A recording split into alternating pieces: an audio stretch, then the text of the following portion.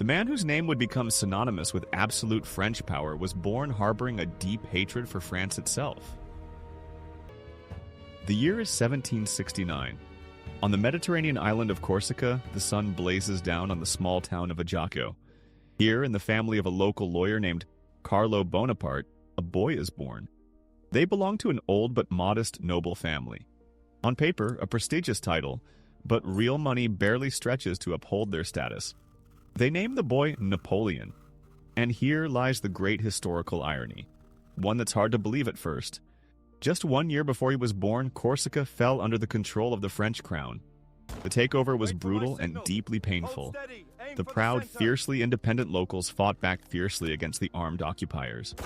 Little Napoleon grew up surrounded by a simmering hatred for the conquerors, eagerly absorbing tales of guerrilla battles fought in the mountains. His story doesn't begin with fiery patriotism or love for a great homeland. It begins with a sharp, burning sense of occupation. A man who didn't speak French until he was 10 would eventually make all of Europe speak the language of his empire. Today, you'll discover how a provincial outcast rose from a poor lieutenant to become the ruler of a continent. Step by step, we'll reconstruct the brilliant tactical maneuvers at Austerlitz and explore why the civil code outlasted every conquered territory. And the biggest question, why did a boy who devoured biographies of Caesar and Alexander the Great not only replicate their greatest triumph, but also repeat their most fatal mistake? At just 9 years old, this Corsican boy finds himself in a world that feels completely foreign and intimidating. His father secures him a royal scholarship, sending Napoleon to the continent, to a military academy in Brienne. The contrast is striking. Instead of the warm sea and freedom, he faces cold, gray stone halls that never seem to warm, deep in the Champagne region. His native language gives way to a strange tongue. At Brienne, he instantly becomes an outcast. He has no wealthy patrons, no pocket money. To the other cadets, the sons of France's highest aristocracy, he's nothing more than a savage from a recently conquered island. They constantly tease him. They laugh at his strange, grating accent and his awkward provincial manners. They dismissively call him the little Corsican. Any other child in his shoes would probably break. They might start sucking up to the powerful, try to fit in at any cost, or just run away. I remember how hard it is to be the new kid in a group. But this was a system of brutal, class-based pressure. Napoleon chose a completely different path. He simply stayed silent in response to the mockery. That silence wasn't a sign of submission or fear. It was the slow buildup of inner anger and the forging of an iron will. He built an impenetrable wall around himself. If he couldn't outshine them in wealth, he would outshine them in discipline. The school library becomes Napoleon's only safe haven from daily humiliation. But what happens there is far more than a typical teenage habit of reading. Napoleon doesn't turn to books for entertainment or escape. He obsessively digs into the works of Plutarch, losing himself in the biographies of Julius Caesar and Alexander the Great. While his arrogant French classmates gossip about court rumors, he imagines marching alongside Roman legions through Gaul. He studies exactly how Caesar conquered the ancestors of the very boys who now mock him. These ancient generals become more than historical figures to him. They turn into personal mentors, the only true guides by which he begins to measure his own life. Reading about how Alexander conquered Asia as a young man, the Corsican exile in a worn cadet uniform finds real role models he wants to emulate. This marks a conscious choice of his future path. The vast scale of his idols lays the foundation for the irrational, daunting ambitions that will later redraw the borders of nations. He learns to think not in terms of a schoolyard, but in terms of empires. But even the harshest, most secluded childhood comes to an abrupt end. Napoleon is just 15 when devastating news arrives from home. Carlo Bonaparte is dead. His father's death hits him not only as a personal loss, but as a brutal catalyst for everything that follows. The family finds itself nearly destitute, weighed down by massive debts and younger siblings to care for. His mother is desperate. Creditors are demanding payment. That moment marks a final turning point. All illusions shatter. Napoleon realizes that an ancient noble crest won't feed his brothers and sisters. The dreamer who once lived in a world of ancient heroes must instantly become a hard-nosed realist. The burden of saving his entire family falls squarely on the shoulders of a teenager. From that day on, he has no right to weakness, doubt, or long reflection. He must act, and act with ruthless efficiency to pull his family out of poverty. This lonely, impoverished Corsican seemed destined for obscurity. But France was spiraling into chaos, and amid the turmoil, artillery, a science of precision and destruction, suddenly became the most valuable skill. He excelled at it. The chaos of the revolution was devouring its own children. But for a young artillery officer named Napoleon Bonaparte, this bloody turmoil became the perfect ladder to rise. To understand how an obscure Corsican could climb so fast, you need to look at his greatest weapon. It wasn't a saber, a booming voice, or reckless courage. It was mathematics. At military school, he excelled in the exact sciences, especially geometry and artillery. He graduated at the very top of his class. In popular imagination, cannons represent raw, deafening force. The roar, the acrid smoke, the blind destruction. But for Napoleon, artillery was a precise science of perfect trajectories. He looked at the crater-riddled battlefield and didn't see a shouting mob. He saw a vast geometric blueprint. Barrel elevation angles, target distances, wind corrections, exact calculations of powder charge weight. His famous military genius wasn't some mystical intuition or divine gift. It was a concrete skill, the ability to solve a complex spatial equation in his mind within seconds, all while bullets whistled past. For the first time, this crystal-clear, unflinching intellect truly made itself known in the year 1793. In southern France, a rebellion erupted against the Republican government. The crucial port city of Toulon fell to the British. A massive English fleet sailed into the deep harbor, and the young Republic faced the threat of a fatal blow. French troops had been besieging the city for weeks. Command kept changing. From Paris, politicians sent whoever was available, an artist, then a doctor, to lead the siege. Time and again, they threw soldiers into senseless frontal assaults against the impenetrable stone walls, washing their hands in blood. Everyone acted out of sheer inertia. Then Napoleon arrives at the camp. He grabs a map, inspects the positions himself, and his sharp mathematical mind delivers a solution, striking in its elegant simplicity. Storming the entire city? That's a mistake. Breaking through thick walls? A waste of resources. Instead, he searches for a single leverage point, one that could flip the entire board. He points to a small hill above the harbor, capturing Fort Lafayette. The idea was brilliant precisely because none of the old generals had thought of it, even though it was right in front of them. Taking that tiny fort meant total fire control over the entire port area. Bring heavy artillery there, and the British ships would be trapped. They'd face a grim choice: burn at their anchorages under relentless fire or retreat immediately into open waters. Without naval gun support and fresh supplies, the city would surrender on its own. Napoleon personally directed the placement of artillery batteries under enemy fire. The plan worked with chilling precision. The French seized the high ground. Scorching cannonballs flew toward the sea, while the once invincible British fleet panicked, cutting their anchor ropes and hurriedly raising sails. The English fled, abandoning their French allies to fate.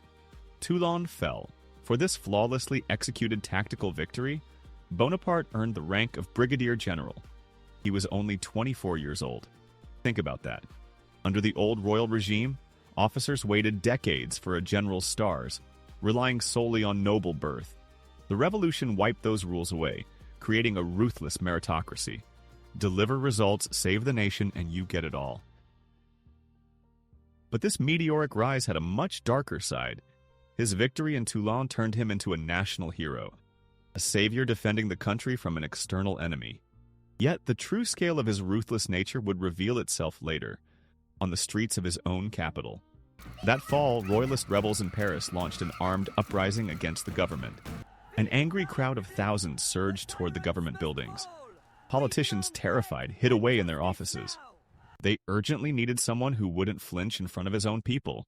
So they called on the young hero of Toulon. Here, a chilling and heart-freezing contrast takes shape. A man who just saved his nation in war now has to turn deadly weapons against the people of Paris. Any other officer in his position would hesitate. They might try negotiating, fire warning shots over the crowd, just to intimidate. But Napoleon doesn't waste time on sentiment. To him, the rebels aren't fellow citizens with a right to protest. They're simply a physical force disrupting order, an equation that must be wiped clean. He orders the artillery to roll out onto the narrow city streets. The choice of ammunition speaks volumes, not solid cannonballs that punch through buildings, but grape shot. Thousands of lead pellets turn the cannon into a massive shotgun. When the dense crowd approaches, Bonaparte wastes no time giving the command to fire. The grape shot tears through the attackers at point-blank range, slicing people in half and instantly breaking their ranks. Blood floods the cobblestones of Paris. The uprising is crushed within minutes. This moment forever complicates his historical image. He's no longer just a brave soldier with a passionate heart. He's a strategist, completely unrestrained when it comes to holding on to power. To him, there's no difference between an enemy fleet and a crowd of Parisians. If they stand in the way of his plan, they will be destroyed. He saved the Republic, but the politicians' gratitude didn't last long. They sent him to lead the most miserable army in France. Hungry, ragged, and demoralized, the Army of Italy. This was supposed to end his career. Instead, it marked the beginning of his legend. In March of 1796, 26-year-old General Napoleon Bonaparte arrived to lead his new army. What he found wasn't an army, it was a crowd of desperate drifters. The soldiers hadn't been paid for months. They wore rags and many went barefoot. Discipline had collapsed. Officers lost all authority. Entire battalions refused to follow orders. They sat in the cold foothills of the Alps, hungry and bitter, staring at the rich, sun-drenched land of Italy like it was an impossible dream. Any other commander in his place would have started by demanding money, supplies, and uniforms from Paris, or cracked down with executions and harsh punishments to restore order. Bonaparte did something completely different. He gathered these ragged men in front of him and gave a speech. He didn't promise them government money, because he knew there was none. Instead, he spoke of glory, victory, spoils, and the fertile lands of Italy waiting for them ahead. He didn't appeal to their sense of duty, but to their hunger and ambition. Soldiers, you are poorly clothed, you are poorly fed. I want to lead you to the richest plains in the world. Wealthy provinces, great cities will be under your control. There you will find honor, glory, and fortune. It was almost like making a deal with the devil. He didn't ask them to die for abstract ideals of the Republic. He offered them the chance to seize their own destiny by force. And that brutal, predatory honesty worked. His words proved more powerful than any weapon. The starving mob became an army once again. Words alone weren't enough. Battle-hardened soldiers had seen plenty of smooth-talking politicians. They needed to see that this small general with burning eyes was willing to pay the same price they did. The first chance came at the Battle of Lodi. The French had to seize a narrow wooden bridge over the Adda River, exposed under point-blank fire from Austrian artillery. The first attack stalled under a storm of bullets. The soldiers hit the ground. Then, at this critical moment, Napoleon didn't hang back studying maps. He led the grenadiers himself, under the same bullets, at the front of the charge. The bridge was taken. After the fight, the soldiers, impressed by his bravery, gave him a nickname that would stick forever: the Little Corporal. It was the highest form of respect. He wasn't just a commander, he was one of them.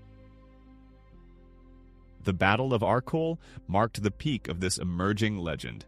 For 3 days, the French army struggled to break through the Austrian defenses. Once again, the bridge became the focal point. Every assault was repelled with heavy losses. The troops were exhausted, their morale plummeting. It seemed the fight was lost.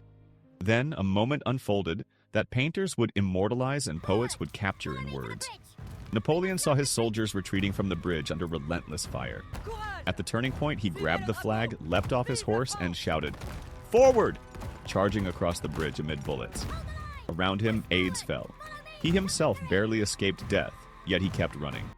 This act went beyond tactical strategy. It was pure impulse, a raw display of leadership. One man using his will and example to try and change the course of history.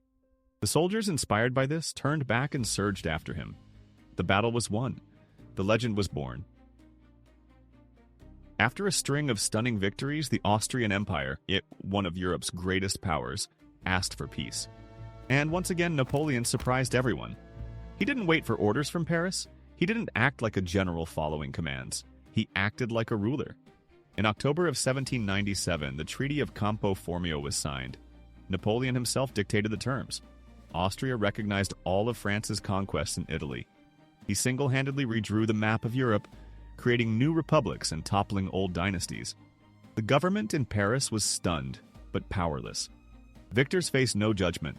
The general had transformed into a proconsul, an independent political force. He returned to Paris not just as a hero, he had become too popular, too dangerous for the government.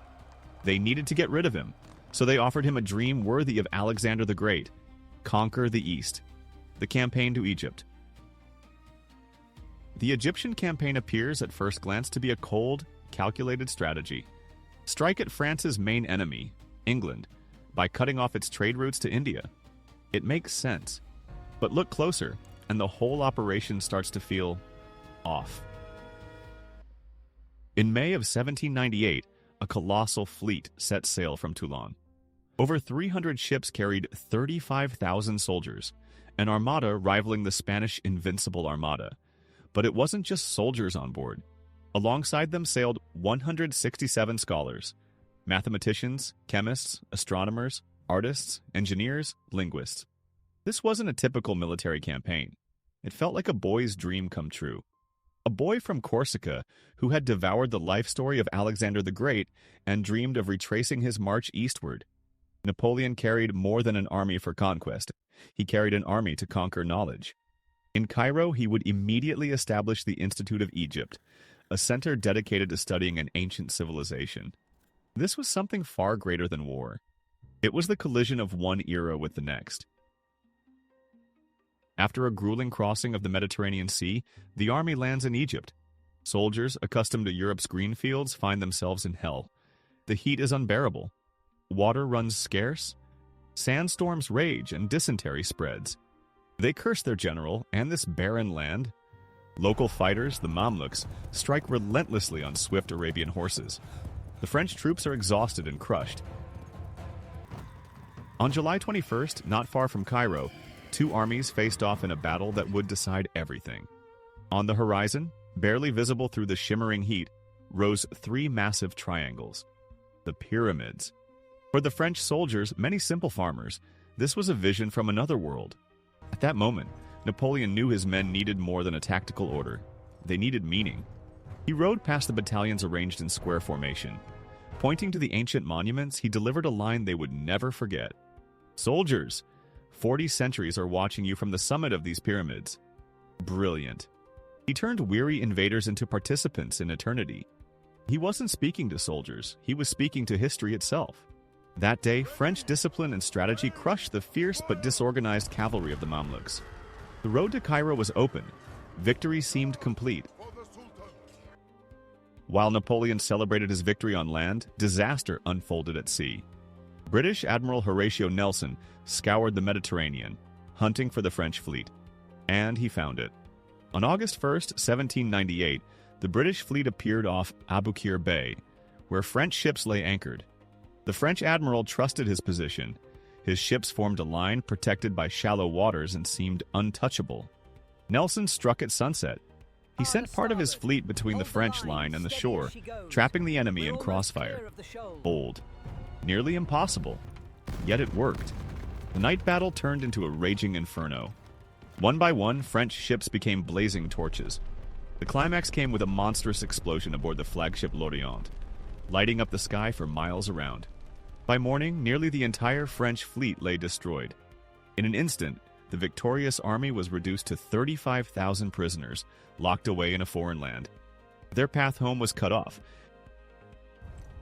The military adventure ended in failure. The grand campaign eastward devolved into a desperate fight for survival in a remote province. Disease and constant uprisings ravaged the army. Yet, while soldiers were dying, scientists pushed forward. They measured ancient temples, sketched hieroglyphs, and studied the plants and animals along the Nile. Then, during the construction of fortifications near the city of Rosetta, a soldier discovered an unusual black basalt slab. It bore the same decree carved in 3 scripts: ancient Greek, which scholars could read, and 2 forms of ancient Egyptian writing, Demotic and hieroglyphic, both still complete mysteries. This was the key. a cipher to an entire civilization, silenced for thousands of years. The expedition's military objective had failed completely. But its unexpected byproduct, a random piece of stone, proved more valuable than any land or treasure. Sometimes the greatest discoveries come from the biggest mistakes. The army was trapped and the commander was desperate. Any other general in his position would have been disgraced and forced to end his career. But Napoleon, upon hearing news of the political crisis in France, saw not a defeat but a rare opportunity. He secretly abandoned his army, boarded one of the few remaining frigates, and sailed back to France. Not as a defeated general, but as a future ruler. After abandoning his army in Egypt, Napoleon returned to France not as a deserter, but as a savior. And, to his surprise, the country was ready to welcome him.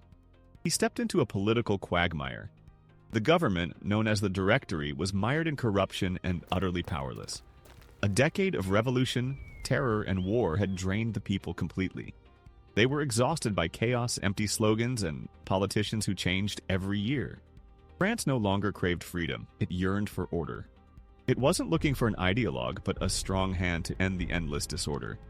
Napoleon didn't seize power, he arrived into a vacuum that seemed made just for him.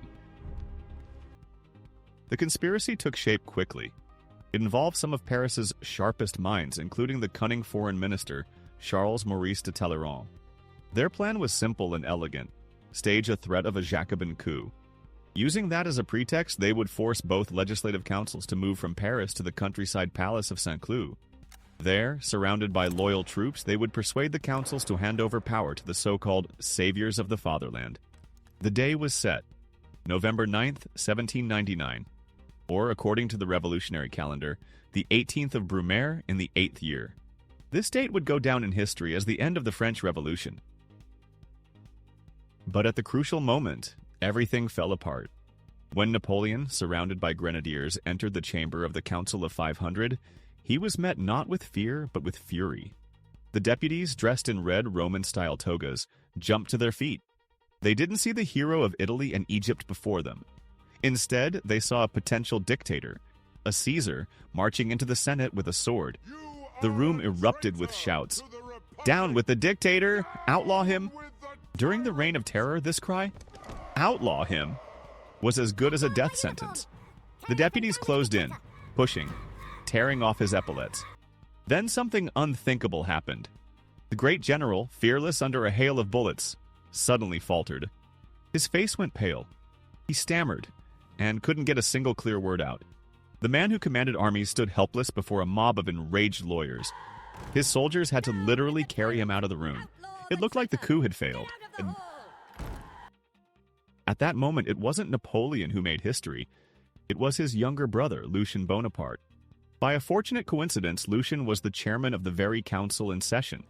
Seeing his brother panic, Lucien rushed out into the courtyard where the soldier stood. He leapt onto a horse, drew his sword, and pressed it against Napoleon's chest. A brilliant theatrical move.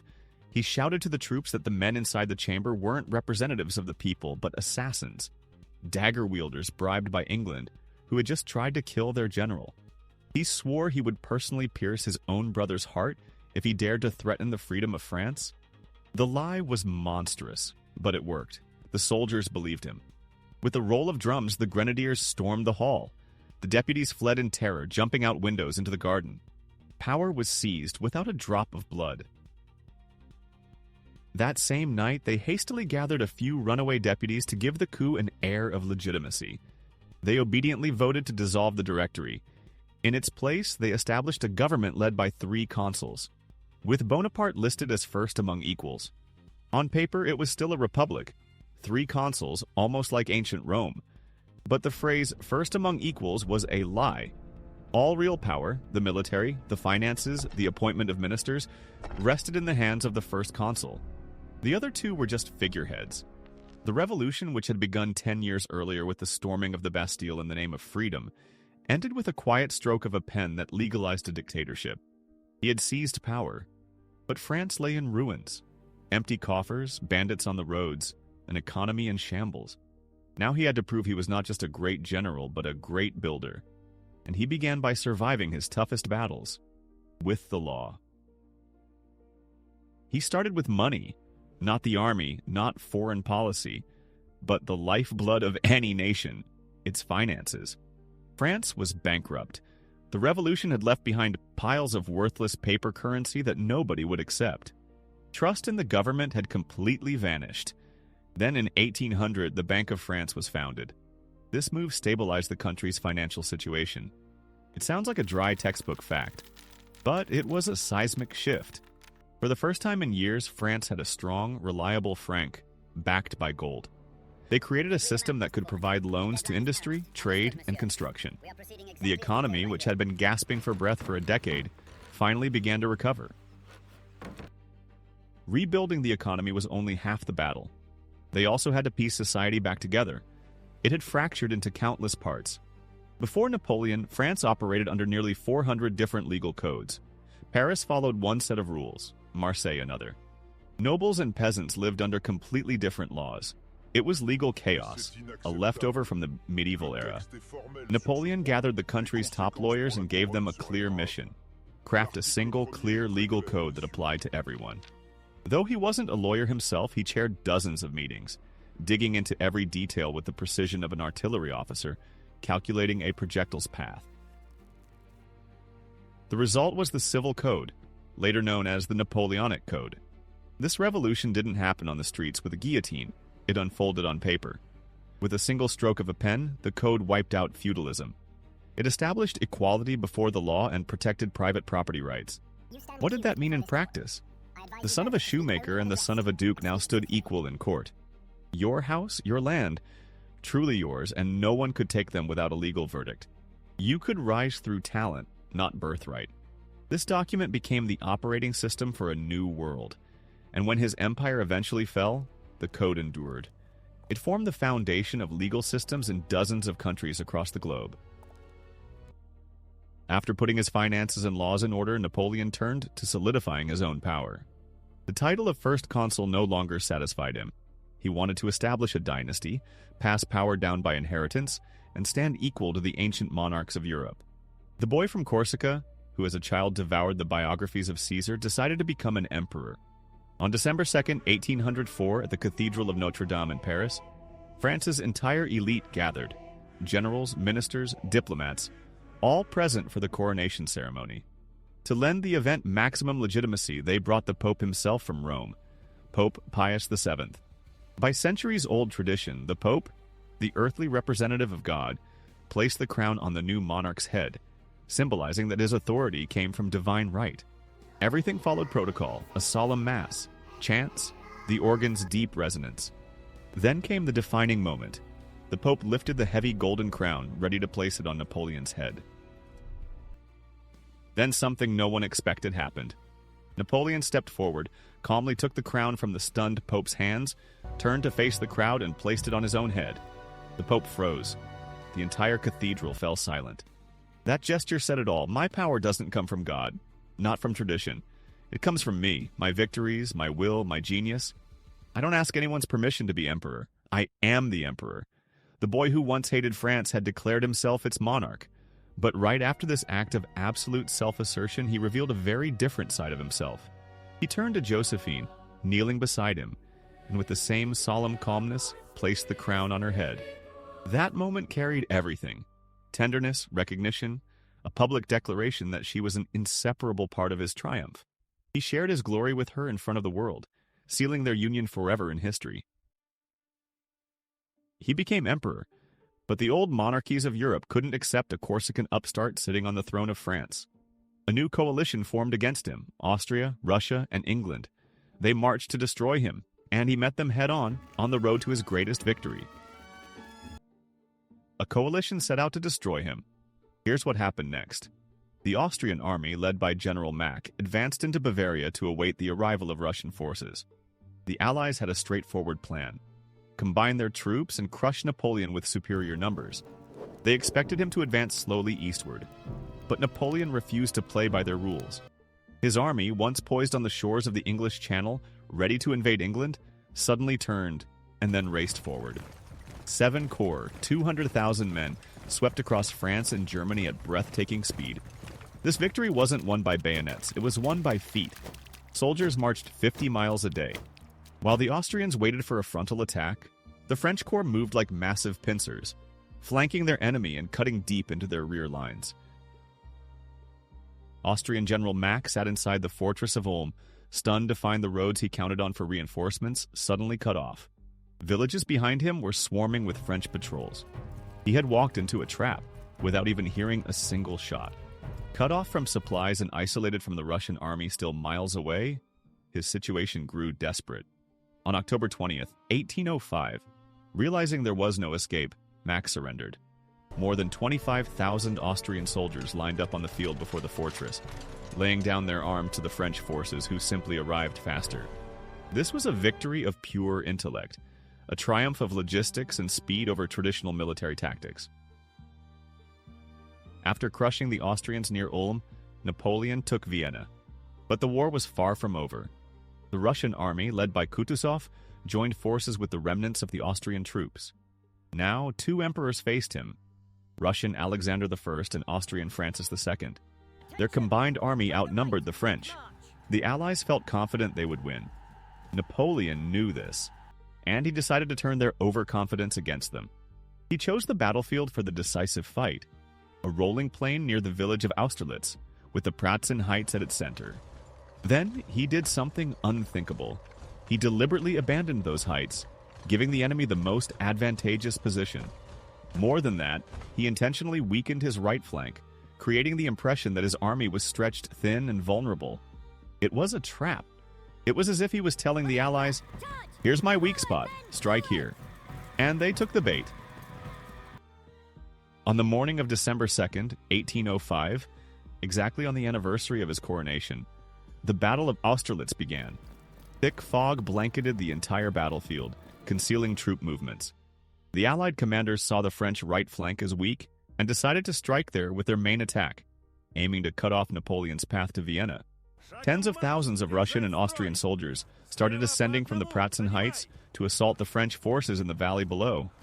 Napoleon stood silently at his command post, watching. His marshals grew anxious. He waited. He waited for the moment when the heights, the heart of the enemy's position, would empty. The moment had finally arrived. Winter sunlight broke through the fog, casting a glow over the battlefield. The famous Sun of Austerlitz. The Pratzen Heights were nearly abandoned. Napoleon turned to Marshal Soult and said, "It's time to end this war." Fresh French corps, hidden until now in the mist and lowlands, surged forward like an iron wall. They stormed the heights, catching the few troops left to hold them completely off guard. In an instant, the Allied army split in two. Their center was shattered. Command lost control. Meanwhile, the forces attacking the right flank fell into a trap, cut off from the main army and attacked from the front, the side, and now from behind, from the captured heights. Panic erupted. The battle turned into a massacre. The left flank of the Allied army, pressed against frozen ponds, surged onto the ice. Soldiers, horses, and cannons tangled together in a desperate crush. The ice groaned and cracked under the weight of thousands. Seeing this, Napoleon ordered his artillery to stop firing at the men and target the ice instead. Cannonballs shattered the frozen surface. Men and horses sank beneath the water, weighed down by their gear. It was a chilling scene, the final act of total destruction. The Battle of the Three Emperors ended in the complete triumph of just one. The consequences of this victory were staggering. Austria immediately sued for peace and left the coalition. But the real blow didn't fall on the army, it struck history itself. After Austerlitz, Napoleon formed the Confederation of the Rhine, uniting German states under his control. This move effectively ended the Holy Roman Empire, the very empire that had lasted for nearly 1,000 years, tracing its roots back to Charlemagne. It simply vanished, erased from the map with a single stroke of the conqueror's pen. Napoleon didn't just win a battle, he destroyed an entire era. He became the master of continental Europe. Only one enemy remained, across the sea and out of reach, England. Unable to defeat its navy, he aimed to strangle its economy instead. He declared war not on soldiers, but on goods, and that economic battle would lead him to a fateful encounter on a raft in the middle of a river. A war on trade was declared, but to truly strangle England, they had to shut down every port on the continent. That meant forcing all of Europe into total submission. Standing between Napoleon and that goal was Prussia. The Prussian army was the gold standard of military skill. It thrived on legends of its own invincibility, shaped by Frederick the Great. Prussian officers looked down on the brash French with open contempt. They sharpened their sabers on the stone steps of the French embassy in Berlin, certain they would crush the Corsican general without effort. Napoleon didn't waste time with long diplomatic games. Instead, he responded with pure speed. On October 14, 1806, two battles erupted simultaneously, at Jena and Auerstedt. History often refers to them with a single name, Jena-Auerstedt. It was a true 19th century blitzkrieg. Napoleon took personal command at Jena, while one of his top marshals, Davout, faced the main Prussian forces at Auerstedt. The French corps moved, turned, and struck with such flawless precision that Prussian generals couldn't keep up. Their famed linear tactics, drilled to perfection in parades, crumbled under the assault of mobile French columns. In just one day, a legendary army that had haunted Europe for decades was utterly destroyed. The Prussian state collapsed with terrifying speed. Napoleon rode triumphantly into Berlin. His war machine seemed unstoppable. Here, in the captured capital of a defeated enemy, he planned to deliver the decisive blow to England. That's when the famous Berlin Decree was issued. With this document, France declared Britain under complete economic blockade. Let's break down how this worked behind the scenes. The Continental Blockade wasn't just a typical trade embargo or a simple tariff increase. It was an unprecedented effort to completely cut off the world's economic superpower. Napoleon banned all subordinate and allied nations from trading with Britain. They couldn't accept British ships or even receive mail from the British Isles.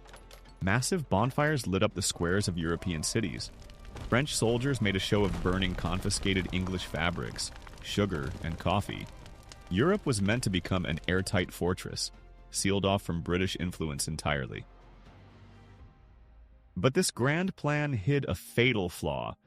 A blockade is like a chain, only as strong as its weakest link.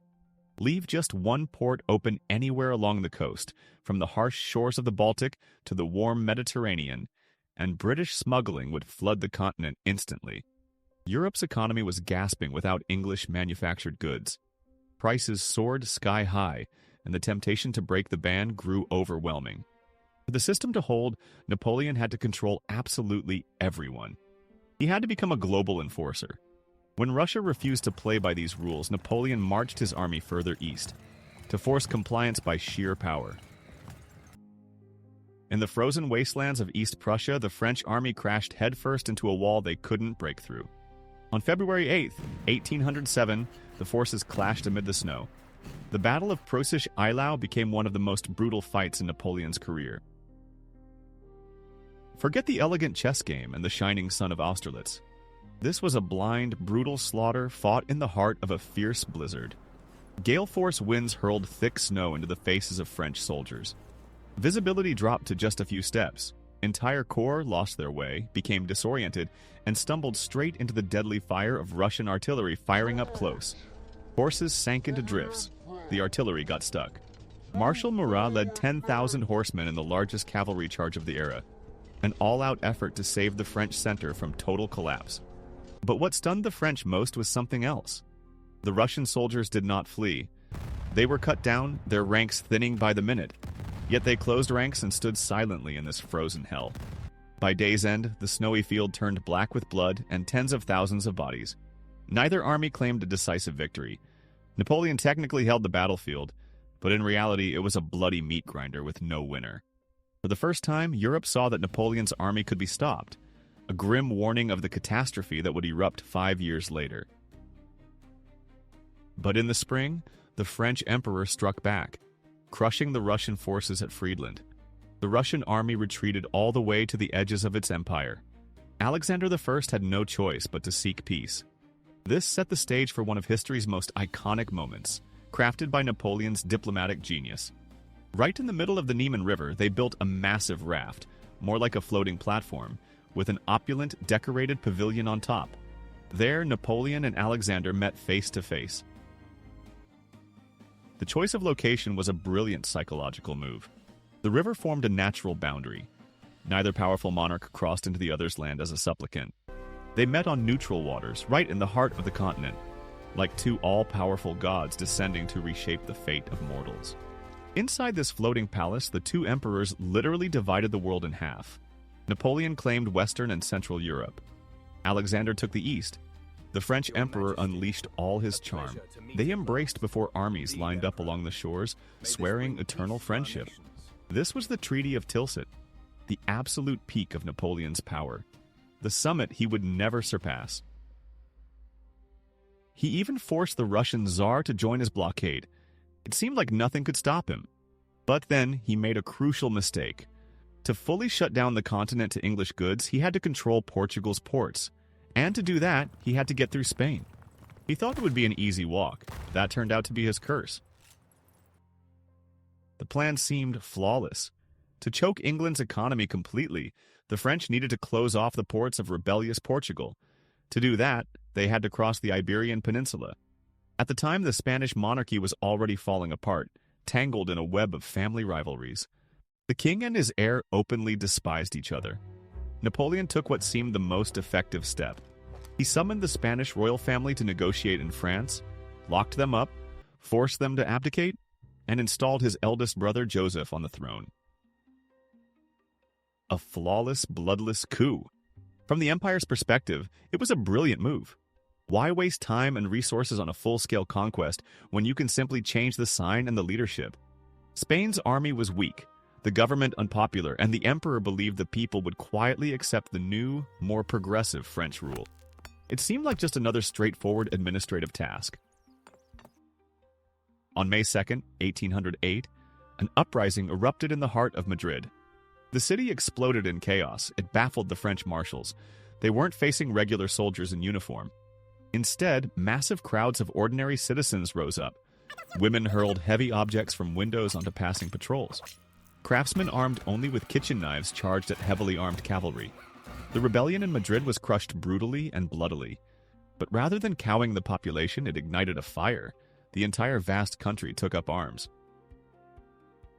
Here lies the main problem. The French didn't face a traditional war, they faced a new kind of guerrilla warfare. The Spanish even came up with a special word for it, guerrilla, which literally means little war. The French military machine thrived on large-scale battles. You line up your infantry, drums roll, artillery pounds enemy formations, you maneuver to crush the opposing army, and their government signs a peace treaty. It all makes sense, it's predictable. But in Spain, there was no single army to defeat with one decisive blow.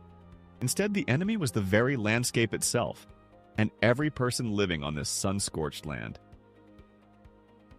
How do you defeat an enemy who never shows up on the open battlefield? By day, he looks like any ordinary farmer, walking peacefully down a dusty road with his flock of sheep. But at night, he pulls out a hidden rifle and slits the throat of a lagging French soldier. The imperial troops found themselves caught in this invisible, suffocating web. They responded the way regular armies do when gripped by constant paranoia, with total terror. Mass executions of hostages began. Any local caught with a weapon was immediately hanged from trees along the roads. The partisans responded with even greater brutality. French supply convoys constantly fell into ambushes in the narrow mountain passes. Prisoners endured horrific torture. Wells were poisoned, and bridges set ablaze. Spanish artist Francisco Goya captured this nightmare in his famous series of engravings. These scenes show no victors, no heroes. Just mutilated bodies and faces twisted by raw terror. It was an endless slaughter, stripped of any trace of chivalry. No polished uniforms, no formal formations, no honorable surrenders, only mud and raw primal hatred. While a terrible, unhealed wound gaped in the empire's southern lands, another drama unfolded deep in the heart of Paris. This one was intensely personal. Napoleon stood at the absolute peak of political power. With a single stroke of his pen, he could redraw the borders of ancient kingdoms. Yet he lacked what every monarch needs most: a legitimate heir. Josephine, the love of his life, the woman who had stood by him from unknown general to ruler of the continent, could not give him a child. Think about this.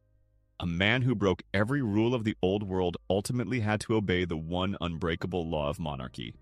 The law of blood. It's a strange paradox of absolute power. You can control all of Europe, your laws stretching from the Atlantic shores to the Rhine River, Yet this colossal structure rests entirely on the beat of your own heart. If you were to die tomorrow from a dagger wound or a stray bullet, everything would collapse that very day. Empires needed a solid foundation, a lineage bound by blood. Napoleon faced a painful choice. He decided to divorce Josephine. They say that during dinner, when he finally spoke those words aloud, she simply fainted. This was the decision of a cold statesman, not a man in love. He sacrificed his personal happiness for the future of his dynasty.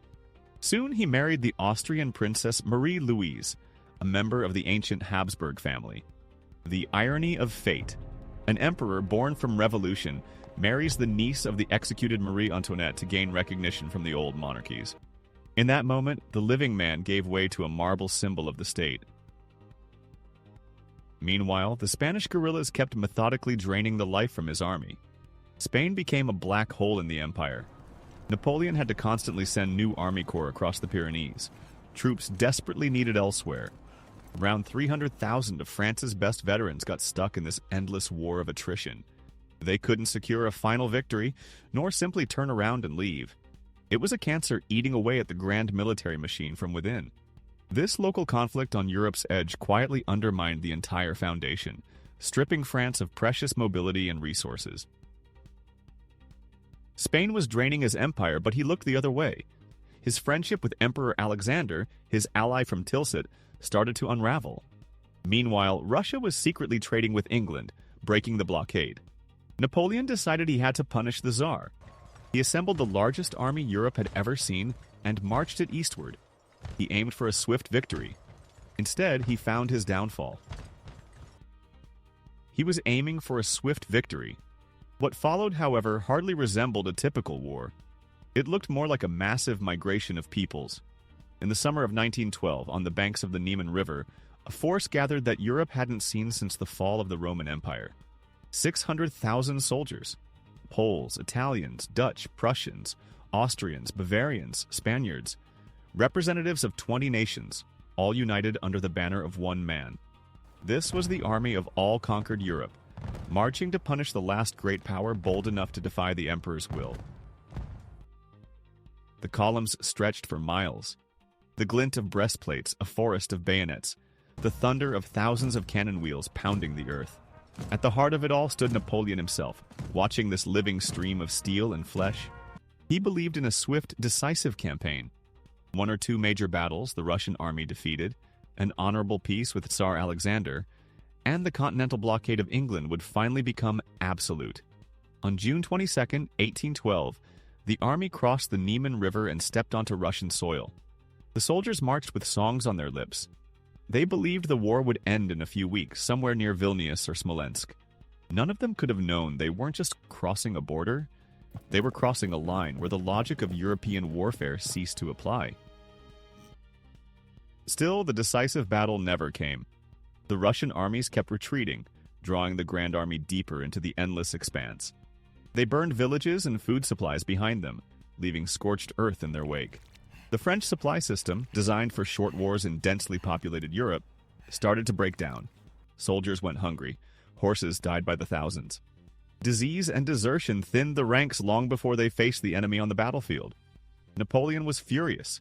He was used to fighting opponents where he chose the ground. Here, the enemy was the vast landscape itself. Finally, the Russians stopped. On September 7, 1812, the Battle of Borodino unfolded. It was the bloodiest fight not just in Napoleon's career, but across the entire 19th century.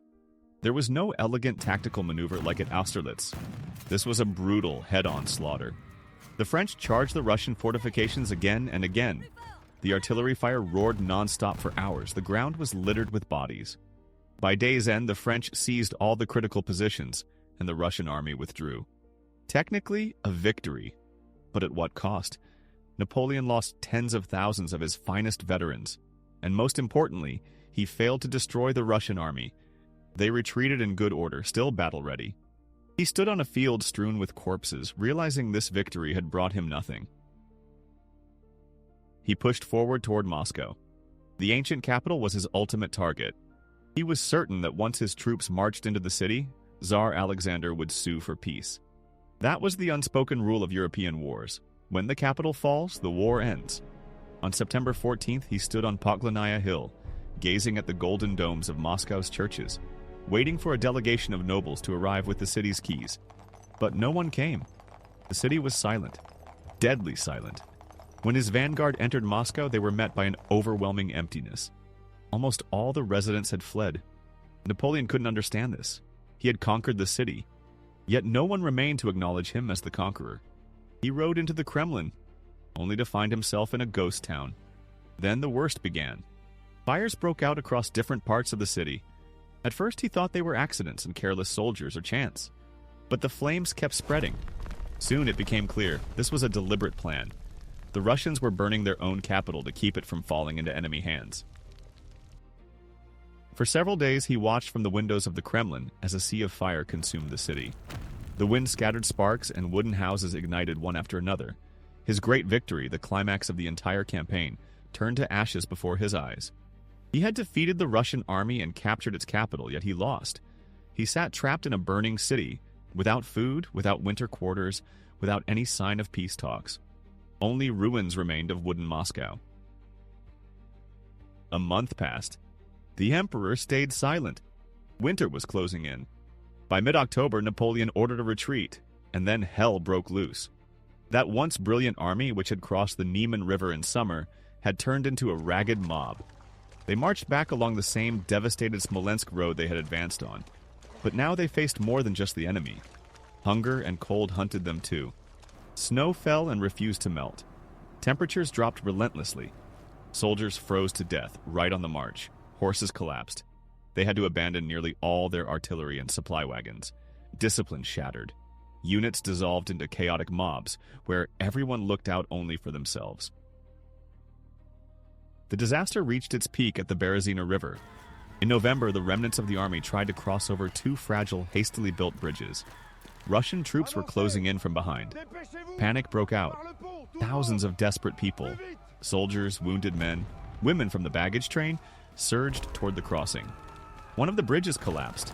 People plunged into the icy water, crushed in the crowd, grabbing onto each other and dragging each other down. It was a scene straight out of Dante's Inferno. Engineers stood waist-deep in freezing water, repairing the crossing until the last moment, dying of hypothermia to save anyone they could. What remained of the Grand Army barely made it to the other shore, but it was no longer an army. It was a handful of ghosts. The numbers from this campaign still boggle the mind. Out of 600,000 soldiers who entered Russia, fewer than 50,000 made it back to Europe. 500,000 lay dead in the Russian snow. The Grand Army ceased to exist. The myth of Napoleon's invincibility shattered. All of Europe, the lands he once conquered, saw that the emperor was vulnerable. Prussia, Austria, and all his former allies and vassals rose up against him. The final battle was about to begin. The Battle of the Nations. After his disaster in Russia, he was no longer a predator. He had become a wounded beast, and all of Europe, which he had held in fear for years, turned against him, like a pack of wolves sensing blood. The decisive battle took place in October of 1813. It wasn't like Austerlitz, where he conducted the fight like a symphony. This was a trial where the judges and executioners were the very nations he once conquered. Russians, Prussians, Austrians, Swedes, all came to settle the score. The stage was the city of Leipzig. On the battlefield, more than 500,000 soldiers faced off. It was the 19th century's World War, right there on the fields of Saxony. Artillery thundered for 3 days. Desperate attacks and counterattacks raged without pause. But this time, Napoleon had neither numerical superiority nor a brilliant plan to turn the tide. He was simply surrounded. The outcome was sealed. The Battle of Leipzig, known as the Battle of Nations, ended in a crushing defeat for him. The remnants of his army retreated back to France. Now, the war had reached his own soil. For several more months, he still worked miracles, striking at the stretched Allied armies with a handful of recruits. He was once again that young general from the Italian campaign. Swift, daring, unpredictable. But these were the Empire's final gasps. The odds were overwhelming. While he fought on one flank, the enemy broke through on another. And soon, what had seemed impossible for 15 years finally happened. On March 31st, 1814, the Allies entered Paris. Think back to how Napoleon marched into the capitals of Europe. His guard paraded through the streets of Vienna, Berlin, and Madrid. He gazed upon Moscow from Poklonaya Hill. Now everything had flipped. Down the Champs-Élysées, the main artery of his empire, rode Cossacks wielding long pikes. Prussian guards drilled their steps where he once reviewed his victorious troops. It was a perfect, humiliating symmetry marking his fall. At that moment, Napoleon sat in his palace at Fontainebleau, just outside the capital. He still couldn't believe it was over. He gathered the remnants of his forces, planned a counterattack, and aimed to march on Paris to drive out the enemy. But then his own marshals entered his headquarters, Ney, Oudinot, Lefebvre, men who owed him everything, titles, wealth, fame. They were exhausted. France was exhausted. Nearly 20 years of almost non-stop war had drained the country to its core. They told him the army would no longer follow him. They said he had to abdicate. This wasn't betrayal born of hatred, but of utter fatigue. On April 6, 1914, realizing he had been abandoned by everyone, Napoleon renounced the throne. The victors showed mercy. They let him keep the title of emperor.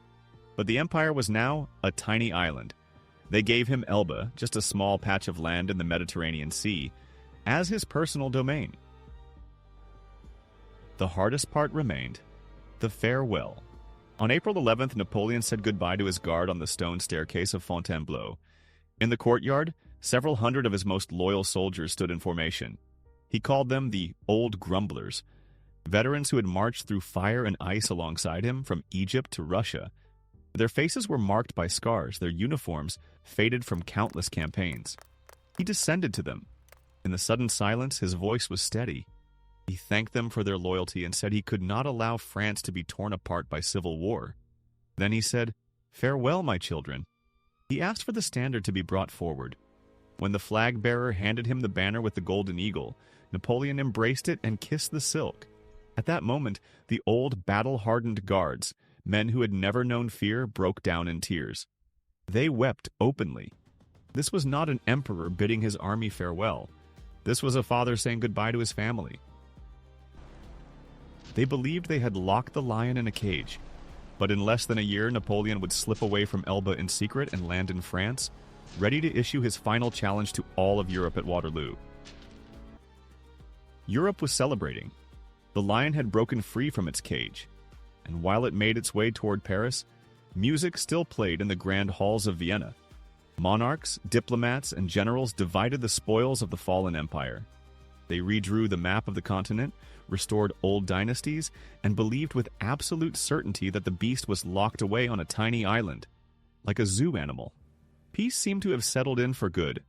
Napoleon, exiled to Elba, refused to accept defeat, but who was paying attention? He was already history. Then, in the middle of one of the balls, a messenger burst into the room. Panic spread across his face. He whispered something into the ear of the Austrian emperor. The music stopped. An impossible, absurd rumor rippled through the crowd. He had escaped. In February of 1815, he slipped away from Elba on a small brig with just a handful of guards. English ships patrolling the waters didn't notice him. On March 1st, Jean Bonaparte stepped onto French soil in the bay. He had about 1,000 men with him. Standing against him was an entire army sworn to the new king, Louis XVIII. His march on Paris wasn't a military campaign. It was pure magic, defying any logical explanation. He moved from village to village, and instead of facing gunfire, people dropped to their knees before him. Farmers took to the roads with pitchforks and old muskets, ready to follow him once more. Towns that should have shut their gates against him swung them wide open, greeting him with ringing church bells. Marshal Ney, one of the men who forced Napoleon to abdicate, swears to the king that he will bring him back to Paris in an iron cage. He gathers loyal troops and marches to confront the usurper. But as Napoleon draws closer, the soldiers' confidence begins to melt away. To them, he is more than a fugitive from an island. He is their living legend, their father, their glory. They don't remember defeat. They remember the victories he gave them. The climax unfolds just outside Grenoble. The 5th Infantry Regiment blocks Napoleon's path. The soldiers load their rifles. An officer orders them to aim. Only a few dozen meters separate them. Any shot could spark a bloody civil war. Then Napoleon makes his boldest and most brilliant move of his entire life. He orders his small guard to lower their weapons. He dismounts from his horse. Alone, wearing his old gray coat, he walks straight toward the barrels pointed at him. He comes almost face to face, stops, unbuttons his coat at the chest, and speaks words now etched into every history book. "Soldiers of the 5th, do you recognize me? If you want to kill your emperor, here he stands before you." A heavy silence falls. Seconds stretch into what feels like hours. The soldiers stare at him, their hands trembling. The officer shouts, "Fire!" again, but his voice drowns in the stillness. Then one soldier lowers his rifle. Then another. A third follows. In an instant, the entire line of bayonets collapses. Soldiers tear the white bourbon cockades from their uniforms, toss them into the mud, and shout, "Long live the emperor!" as they rush to him, crying, clutching his horse, kissing his hands. No one raises their weapons. He has just won the army with nothing but his presence. 20 days later, without firing a single shot, he will enter Paris and reclaim his throne as ruler of France. But Europe refused to stay silent. This time, there would be no negotiations. They declared him an outlaw, a threat to all humanity. The Seventh Coalition formed. The British, the Prussians, the Austrians, and the Russians, once again raising their armies. Napoleon knew he had only one shot. He had to strike fast and hard, defeating his enemies one by one before they could unite. He gathered a new army and marched into Belgium. On June 18, 1815, he faced the army of the Duke of Wellington near a small village called Waterloo. This was the final gamble, all or nothing. The battlefield turned into a muddy mess. Pouring rain soaked the ground all night before the fight. The earth turned to sludge, cannons got stuck, and cavalry found it nearly impossible to charge. Napoleon had to delay his attack by several hours just to let the ground dry a little. Those hours would prove fatal. Across from him stood the Iron Duke Wellington, a relentless, calm tactician and a master of defense. Meanwhile, to the east, the Prussian army hurried under the command of old Marshal Blucher, who despised Napoleon with a burning passion. It was a race against time. The battle raged fiercely all day. The French launched wave after wave of attacks. Marshal Ney's cavalry crashed into the British infantry squares, standing firm, bristling with bayonets like giant iron hedgehogs amid a haze of gunpowder smoke. At the center of Wellington's line, the farm of La Haye-Sainte changed hands several times. By evening, the British army was on the brink of exhaustion.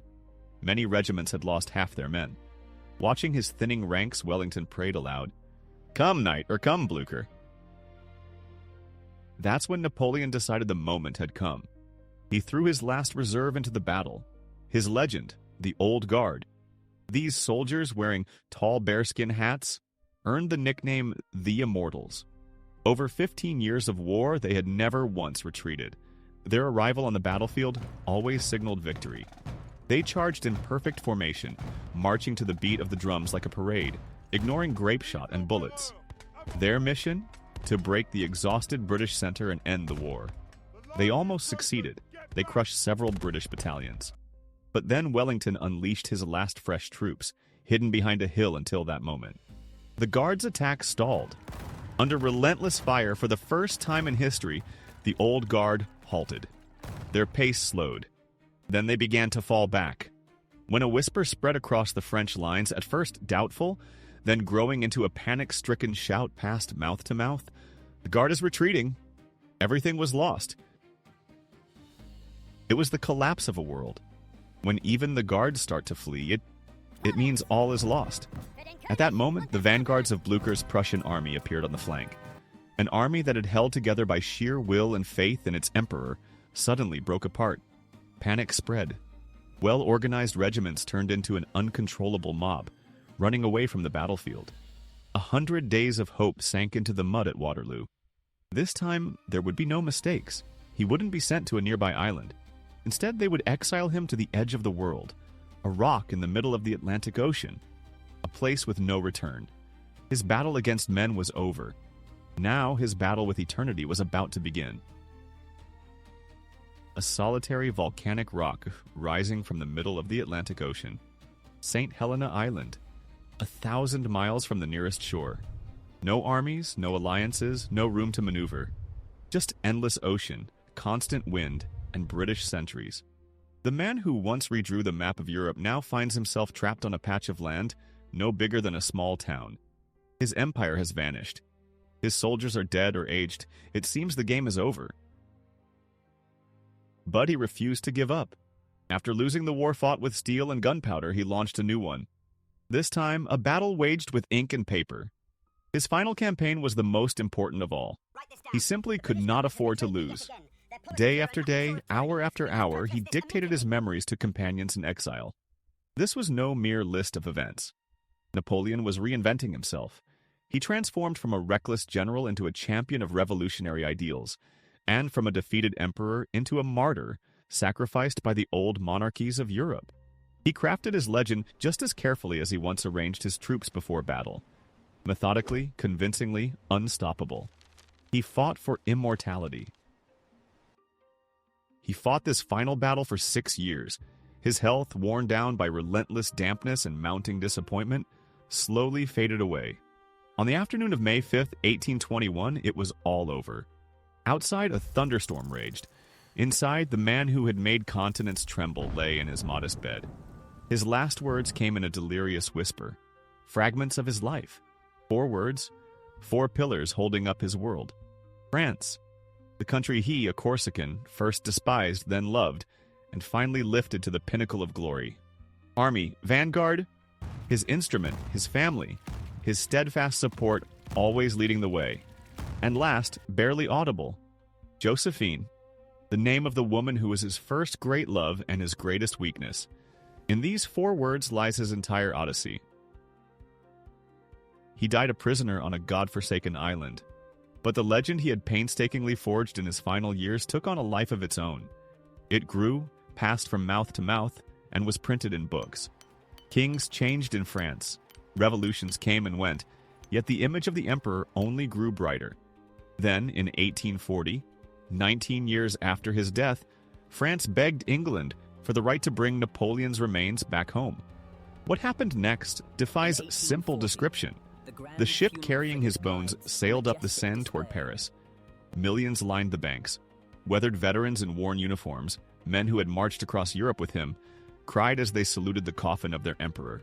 Even those born after his death doffed their hats to the man who had become a national myth. The entire country welcomed him as a victor. He lost at Waterloo, but he won the battle for memory. They buried him at the Veterans Home, a refuge for war veterans. The location wasn't by chance. He returned to his soldiers. They placed his coffin, carved from red porphyry, in a vast open crypt right beneath the cathedral's central dome. Anyone who wants to see his sarcophagus must lean over the balustrade and bow their head to look down. Even in death, he commands the world's respect. So who exactly was he? A Corsican outsider who became a symbol of France? A tyrant who drenched Europe in blood? Or a genius who, through the bayonets of his soldiers, brought modern laws to life? The truth is, he was all of these at once. He tore down the old order, the centuries-old feudal monarchies that once seemed unshakable. But in their ruins, he planted new ideas. Equality before the law, civil liberties, the right to rise by talent rather than birth. The civil code he left behind proved stronger and more lasting than any of his military victories.